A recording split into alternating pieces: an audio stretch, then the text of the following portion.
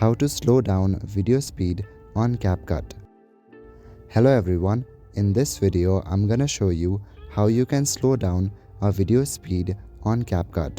Firstly, open CapCut and import your clip.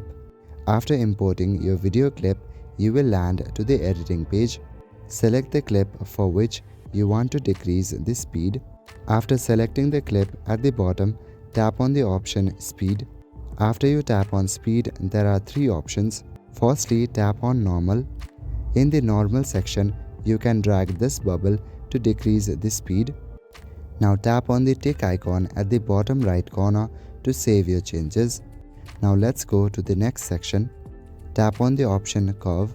Here are pre-made curve which you can try. You can even click on Custom and make your own custom curve. I'm gonna tap on Custom. Here you will see different beats that you can move around to decrease the speed.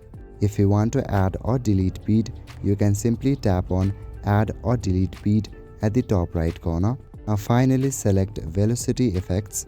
Now this feature is for pro users. All these effects are for pro. Here you can automatically decrease or increase the speed of your video.